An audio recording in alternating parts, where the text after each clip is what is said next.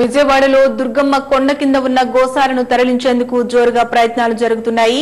ఇటీవల ఆవులు మృత్యువాత పడడంతో ఆ వంకతో అక్కడ నుండి గోశాలను తరలించాలని కొంతమంది కుట్రలు పన్నుతున్నారు. మరోపక్క గోశాలను అక్కడే ఉంచేందుకు గోశా సంఘం న్యాయస్థానాన్ని ఆశ్రయించింది. గోశాలలో ఆవులు మరణించడం అత్యంత ఘోర సంఘటన. ఒకటి కాదు, రెండు కాదు, 21 ఆవులు మరణించాయి. విష ఆహారం తినడమే అందుకు కారణంగా తెలుస్తోంది. అయితే భక్తులు ఇచ్చిన ఆహారాన్ని తాము పెట్టామని, అందులో పాపం పుణ్యం తమకు తెలియదని గోశాల నిర్వాహకులు అంటున్నారు. ఈ నేపథ్యంలో అసలు గోశాలకే ఎసరు పెట్టాలని కొంతమంది రంగంలోకి దిగారు. గోవులు మరణించాయి కాబట్టి అక్కడ అపరిశుభ్రత వాతావరణం ఉందంటూ వ్యాధులు ప్రబలే అవకాశం ఉందని పోలీసులకు ఫిర్యాదు చేశారు. దానిపై పోలీసులు గోశాలను ఖాళీ చేయాలని ఏకంగా నిర్వాహకులకు నోటీసులు జారీ చేశారు. దీనిపై గోశాల కమిటీ హైకోర్టును ఆశ్రయించడంతో యథాతథ స్థితిని కొనసాగించాలని హైకోర్టు మధ్యంతర ఉత్తర్వులు ఇచ్చింది. గోశాల తరలింపుకు సంబంధించి మరింత సమాచారాన్ని మా ప్రతినిధి సుబ్బారావు అందిస్తారు. Thank you. బెజవాడ దుర్గమ్మ కొలువై ఉన్న ఇంద్రకీలాద్రి పదాచిత వద్దన్నటువంటి గోశాలల్లో ఇటీవల కాలం అనుకోకుండా ఒక సంఘటన జరిగింది. సంఘటనతో దాదాపుగా 21కి పైగా ఆవులు మరణించాయి. దీంతో ఇక్కడ ఉన్నటువంటి గోశాలను తరలించేందుకు ఒక పెద్ద ఎత్తున కొన్ని వర్గాలు ప్రయత్నం పరిశ్రమిస్తోంది. దీనిపైన మనతో మాట్లాడేందుకు గోశాల కమిటీ అధ్యక్షుడైనటువంటి రఘురామ, అదేవిధంగా సభ్యునటువంటి పీఎస్ దేశాన్ని వారితో మాట్లాడదాం. రఘురామ, ముందు చెప్పండి, అసలు గోశాలలో అత్యంత బాధాకరమైన ఒక సంఘటన చోటు తీసుకుంది. గోశాలలో ఏర్పాటు నుంచి వరకు ఇటువంటి సంఘటన జరగాల. 1 కాదు, 2 కాదు, 21 ఆవులు మరణించింది. ఎంతో బాధ కనిపిస్తుంది. శ్రీ విజయవాడ గో సంరక్షణ సంఘం అనే పేరుతో 1927వ సంవత్సరంలో స్థాపించబడింది. ఆ రోజు నుంచి ఈ రోజు వరకు నిర్విఘ్నంగా కార్యక్రమాలు చేస్తూ గో సంరక్షణ చేస్తూ మా కమిటీ సభ్యులందరూ కూడా ఏదైతే 2 ఆవులతో స్టార్ట్ అయ్యి 1927లో ఈ రోజున 1120 ఆవుల వరకు కూడా మేము ఇక్కడ, అలాగే కొత్తూరు తాడేపల్లి అయినా అక్కడ కూడా 6 ఎకరాల్లో, సువిశాలమైన 6 ఎకరాల్లో 850 పోషించడం జరుగుతుంది. అలాగే ఎన్నో కార్యక్రమాలు చేస్తున్నాం, ఎన్నో సేవా కార్యక్రమాలు చేస్తున్నప్పుడు అనుకోకుండా ఒక విషాద ఘటన అనుకోని రీతిలో జరిగింది. దాన్ని అడ్డం పెట్టుకొని కొంతమంది దాన్ని ఇంకా చేయాలని, దాన్ని ఏదో చేయాలని అలా కాకుండా జరిగిన పొరపాటుని సరిదిద్దుకొని మళ్ళీ అటువంటి పొరపాటు జరగకుండా మా వంతు మేము కృషి చేస్తూ, మాకు ప్రభుత్వం వారు కూడా వారి ఆధ్వర్యంలో ఒక టీం 20 మంది డాక్టర్లు పనిచేసి దాన్ని ఎక్కువ డ్యామేజ్ కాకుండా మాకు సహకరించి గోమాతను కాపాడటం జరిగింది. గారు, మీరు చెప్పండి, దాదాపుగా 1150 ఆవులు మీ సంఘం ఆధ్వర్యంలో ఉన్నటువంటి నేపథ్యంలో అసలు మీకు ఒక పర్మనెంట్ వైద్యుడు మీ దగ్గరే మీరు ఉండాల్సిన అవసరం మీకు అనిపించలేదు ఇప్పటిదాకా? మీకు ఇప్పుడు ఉన్నారండి, మనకి శాశ్వతంగా మీ దగ్గరే ఉండి వైద్యం చేసినటువంటి వైద్యులు ఉన్నారు. దాని ఇది ఒక స్టాఫ్ నిర్లక్ష్యం వల్ల అయ్యింది. ఇది మేము చేసేది ఒక వాలంటీర్ ఆర్గనైజేషన్. మేమైనా ఆవులు కమర్షియల్ గురించి కానీ దాని గురించి ఏం లేదు. ఈ ఆవులు కొన్ని ఈ కతలఖానా కానీ ఎక్కడికి వెళ్తుంటే అవన్నీ వస్తుంటే మా వాళ్ళ ఎవరో రకరకాల మనుషులు మన దగ్గర తీసుకొస్తారు. మేము అన్ని సమక్షం ఇస్తూ ఉంటాం ఆవులకి. అయ్యే ఆవులు ఉన్నాయి కానీ కమర్షియల్ వైజ్గా మా ఇక్కడ ఆవులని కొన్నే ఉంటాయి. ఈ 1150లో 80 ఆవులే పాడావులు ఉంటాయి. ఏదో కొంచెం బై మిస్టేక్గా జరిగింది తప్పు. అది కూడా ఆయన కూడా భక్తుడు, ఆయన కూడా ఇచ్చి ఆయన కూడా 10 సంవత్సరాలు ఇస్తున్నాడు. ఆ భక్తుడు ఆయన సరే మిస్టేక్గా జరిగింది ఆయన ద్వారా కూడా వేస్తాం. దాన్ని ఇప్పుడు మేము సమర్థించి దాన్ని కొంచెం నీట్గా బాగా చేసి ఏం చేయాలో అది తక్షణం చేద్దామని అనుకుంటున్నాం. మీరు చెప్పండి గారు, చూస్తూ ఉంటే కనుక దాదాపుగా 1150 ఆవులు ఉన్నాయి అంటున్నారు. ఇక్కడ ఉన్నటువంటి గోశాలలో కొన్ని, అక్కడ గోశాలలో కొన్ని అంటున్నారు. ఒక పారామీటర్ ఉంటుంది. ఒక గోశాల నిర్వహించాలన్నా, లేదా ఒక ఇల్లు కట్టుకోవాలన్నా, లేదా ఒక వ్యాపారం చేయాలన్నా ఒక పారామీటర్ ఉంటుంది. ఇంత స్థలానికి ఇంత ఉండాలండి. ఆ పరిమితులు దాటిని ఉండటం వల్ల అక్కడ అపరిశుభ్రమైన వాతావరణం ఉందని కూడా కొంత వాదన ఉంది. దాన్ని ఏమంటారు? మీరు మంచి ప్రశ్న వేశారండి. ఈ రోజున అపరిశుభ్రమైన వాతావరణం, నిర్వహణ సరిగ్గా లేదని చెప్పటం, అలాగే కమిటీ వారు సరిగ్గా నిర్వహణ చేయలేకపోతున్నారని రకరకాల వాదనలు వినిపిస్తున్నారు. సపోజ్ మీరు ఒక బందర్ రోడ్డు, విజయవాడ బందర్ రోడ్డు నిర్మాణం జరుగుతున్న టైంలో రోడ్డు ఎలా ఉంటుంది? రోడ్డు నిర్మాణం జరిగిన తర్వాత రోడ్డు ఎలా ఉంటుంది?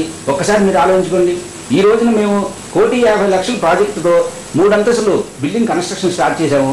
ఆవులు సువిశాలంగా ఉండాలి, గోమాత శుభ్రంగా ఉండాలి. గోమాత శుభ్రంగా ఉంటే పాడి పంటలు పండి గోవు యొక్క భక్తులకి మనోభావాలు చక్కగా ఉంటాయనే ఉద్దేశంతో కొన్ని అక్కడ సిమెంటు, ఇసుక వ్యవహారం ఎన్ని తెలియదు కాదు. అటువంటి కన్స్ట్రక్షన్ అయిపోయిన తర్వాత ఏ రకంగా ఉంటుందో మీరు ఒకసారి చూడండి. కన్స్ట్రక్షన్ జరుగుతున్న టైంలో ఈ రకంగా ఉంది, ఆ రకంగా ఉందని విమర్శించడం సరికాదనేది మా అభిప్రాయం. ఏదైతే 1927 నుంచి ఇప్పుడు దాకా అక్కడ గోశాల నిర్విఘ్నంగా కూడా ఒకళ్ళు వెలుపు చూపించుకోవడం జరుగుతున్నటువంటి ఉంది, ఇప్పుడు జరుగుతూ ఉంది. దీనివల్ల ఇప్పటికే ఒక వివాదం ఉంది. ఇప్పుడు గోశాలని నుంచి తరలించాలి, దుర్గా టెంపుల్కి మొత్తం ఇచ్చేయాలంటే దుర్గా టెంపుల్ వాళ్ళు అడుగుతూ ఉన్నారు. ఇటువంటి నేపథ్యంలో అటువంటి వాళ్ళకి ఉత్తమం పెరిగేటువంటి అవకాశం లేదా? సార్, దుర్గా టెంపుల్ వాళ్ళు అడుగుతున్న మాట వాస్తవం, కానీ వారు మొత్తం ప్లేస్ని అడగట్లేదండి. ఏదైతే మహామండపం నిర్మాణం జరిగిందో ఆ మహామండపం నిర్మాణానికి ర్యాంపుల కోసం అడగటం జరిగింది. మా కమిటీ వారు వారికి సపోర్ట్ చేయడం జరిగింది. పత్రికా ముఖంగా కూడా వారికి మేము వివరణ ఇవ్వడం జరిగింది. ర్యాంపుల నిర్మాణానికి మా కమిటీ వారు ఎంతైనా సపోర్ట్ చేస్తారని మేము వారికి హామీ కూడా ఇవ్వడం జరిగింది. ఇదంత సంఘటన జరిగిన తర్వాత మీ అందరిపైన కూడా కేసులు నమోదండి. దాదాపుగా సభ్యులు 3 మంది అరెస్ట్ కూడా అయ్యారు. సొంత బయట పరిస్థితుంది. ముందు గోసేవకు గోధు పూజకి ముందుకు చెప్పిస్తాను అనిపిస్తాను సర్వీస్ చేయడానికి చాలా మంది వస్తున్నారండి. దానికి భయపడారండి. గోవు గురించి మేమైతే ఒకవేళ కథలు కానీ వెళ్తుంటే మేము లారీకి అడ్డం పడిపోయి గోవులు తీసుకొస్తున్నారు. మా వాళ్ళంతా అంత యాక్టివ్గా ఉన్నారు. గోవు గురించి జైలు వేయడానికి రెడీగా ఉన్నారు అందరూ. కానీ మేము విజ్ఞప్తి ఏం చేస్తామంటే వాళ్ళు ఈ కేసులు మా మీద ఉన్న కేసులన్నీ మీరు తీసుకోవాలని చెప్పినాం. ఇంకోటి, this is very good animal అండి. ఇప్పుడు హెల్త్ వైజ్ గా నోటీస్ ఇచ్చారు మాకు. చుట్టుపక్కల ఇల్లు వాళ్ళు కూడా అందరూ సంతకాలు పెట్టించారు నో అబ్జెక్షన్ అని. ఇది ఒకే animal in the world which gives oxygen and takes oxygen. దీని ఈ యానిమల్ వల్ల మనకి కౌ వల్ల మనకి ఏం హానికరం జరగదండి. అంటే మాకు ఈ హానికరం వస్తుందని ఈ పోలీసులు నోటీసులు ఇవ్వడం జరిగింది. అంటే ఆ పొల్యూషన్ అయిపోయిందండి, ఆ ఏరియా పొల్యూటెడ్ అయిపోయిందని అలానే వాళ్ళు నోటీస్ ఇవ్వడం జరిగింది. అదంతా రాంగ్ అండి. మేము ఇప్పుడు కూడా డాక్టర్ గారిని కొంతమంది కంప్లైంట్ ఇచ్చారు కాబట్టి మేము ఇచ్చామని చెప్పేసి పోలీసులు లేదు సార్, ఇచ్చిన వాళ్ళ గురించి మీరు మాట్లాడారు వాళ్ళతో? లేదు సార్, వాళ్ళు అక్కడ only they have return CPIM parties other parties ఇచ్చారని చెప్పారు. మనకి తెలియదు అది ఎవరు ఇచ్చారో. బట్ ఆ చుట్టుపక్కల ఇల్లు అయితే మాకు సంతకాలు పెట్టి నో అబ్జెక్షన్ లెటర్లు కూడా ఇచ్చారండి. మా దగ్గర లెటర్స్ కూడా ఉన్నాయండి.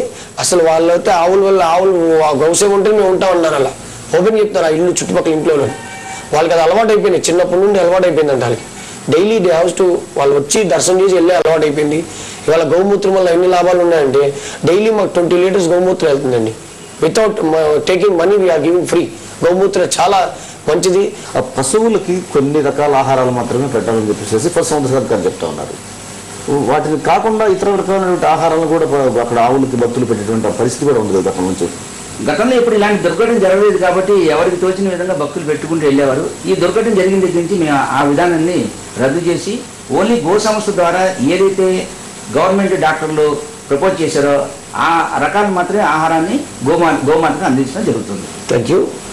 మొత్తమే చూస్తూ ఉంటే గోశాల వ్యవహారంలో ఎవరైతే నిర్వాహకులు ఉన్నారో వీరంతా కూడా తాము రకరకాల వ్యాపారాలు చేసుకుంటూ గోమాతను పూజించి గోమాతను లేదా గోసేవను పూజించి ప్రోత్సహించేందుకే తాము ఈ కార్యక్రమాలు పరిస్థితి చేపట్టాం. ఇటువంటి పరిస్థితుల్లో కూడా తాము వెనకడుగు వేసేటువంటి ప్రసక్తి లేదు. ఖచ్చితంగా ఎదుర్కొంటాం. అయితే కాకతాళీయంగా అనుకోకుండా ఈ సంఘటన ఏదైతే ఉందో ఖచ్చితంగా ఈ సంఘటన అందరికీ కూడా బాధాకరమే, తమకు కూడా బాధాకరమే. మరోపక్క ప్రజలు కూడా స్థానికంగా ఉన్నటువంటి ప్రజలు కూడా దాదాపుగా 80 ఏళ్ల పాటు తమ జీవితాల్లో అనేకటువంటి ఆవులని తమకు దూరం చేయొద్దని చెప్పి స్పష్టంగా పరిస్థితి కనిపిస్తోంది. ఇటువంటి పరిస్థితుల్లో గోశాలను అక్కడే ఉంచుతా. మరోపక్క దుర్గమ్మ ఆలయ మహామండపాన్ని నిర్మాణానికి ఎటువంటి ఇబ్బందులు లేకుండా తాము పూర్తిగా సహకరిస్తాం. ఇప్పటివరకు గోశాల మాత్రమే అడ్డుకుందనేటువంటి ఒక మాట ఏది చెప్తున్నారు అధికారులు చెప్తున్నారు, అది పూర్తిగా అవాస్తవం. మహామండప నిర్మాణం కావాల్సినటువంటి ర్యాంపులకి కావాల్సినటువంటి పిల్లర్లు వేసినందుకు తమ స్థలంలో ఎటువంటి నిబంధనలు లేకుండా చర్చల ద్వారా ఒక మంచి సంప్రదాయమైనటువంటి రీతిలో తమను సదస్సు చెప్తున్నారు. మొత్తం గోశాలను అక్కడి నుంచి తరలించేందుకు ఎటువంటి పరిస్థితులు చెప్తున్నారు. ఇది పరిస్థితి. Out studio.